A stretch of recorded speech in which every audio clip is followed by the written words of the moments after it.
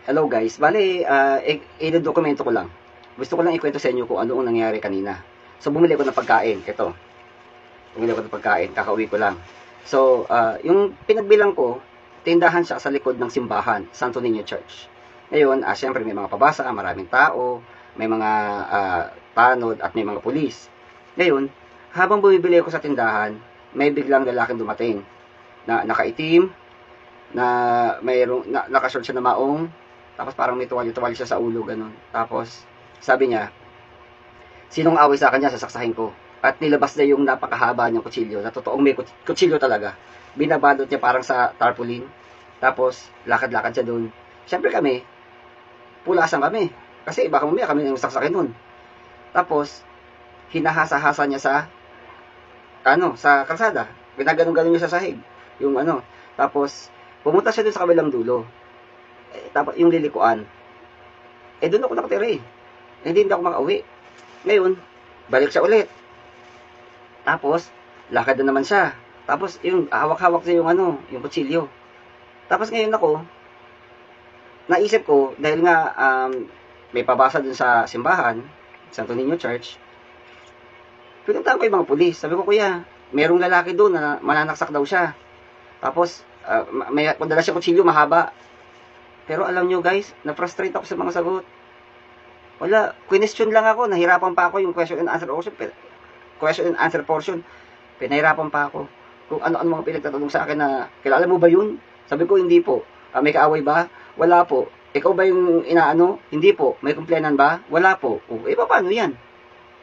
Sabi ko, kasi baka makapataksak siya Nag-aabang siya dun sa kung sinong marang sa kanya doon, sasaksakin niya. Tapos, sabi niya na, hindi, lasing ba? Hindi. Sa tingin mo ba may Sabi ko, siguro may sira yung ulo kasi hindi mo magaganon yung normal, di ba? Tapos sabi niya, ganun lang siya. Alam mo, tinanong lang ako ng tinanong.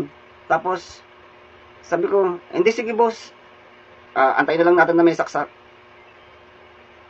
Tapos, ayun na. Bumalik lang ako dun sa pinagbilang ko tindahan. Nakita ko doon sa may poste. Doon siya sa may tindahan, sa may poste, dala-dala niya yung kutsilyo. Hinahasa niya yung kutsilyo niya doon sa may poste. Ang ginawa ko, hindi ako lumapit agad. Inantay ko muna siyang bumalik doon sa kabilang dulo. Ayun, di kinuha ko na ate, wala, hindi ako pinansin ng polis. Kasi kumbaga parang wala yata complainant. Ngayon ang tanong ko, kailangan ba talaga ganun? Kailangan magkaroon muna ng complainant kahit na sabihin natin na may dala-dala ng kutsilyo yung lalaki, nagsasabi siya na mananaksak siya. Kailangan ba talaga magantay muna tayo ng complainant para hulihin siya? So, hindi ba tama yung pupuntahan, huhulihin mo? Hindi ko alam anong proseso kasi hindi pa ako nasasangkot sa gulo kahit kailan. Ang tanong ko lang, talaga bang dapat ganun? Kailangan may magreklamo muna bago mo hulihin yung isang lalaking nasa kalsada na may dalang kutsilyo na nagsasabing mananaksak siya. Yun. So, ang ginawa ko, imbis na doon ako dumaan sa kinatatayuan niya, umikot ako doon bilang barangay. Ang layo ng inikot ko. At ano mo ba, anong nakakatawa? Nakita ko siya, muntik na kami magkasalubong.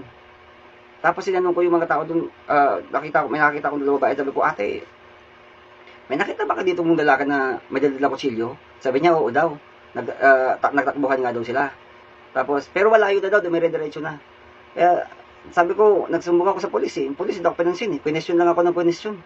Pero, hindi ko sinasabi, hindi ko binabas yung mga polis Kasi hindi ko talaga alam ang tamang proseso o tamang patakaran.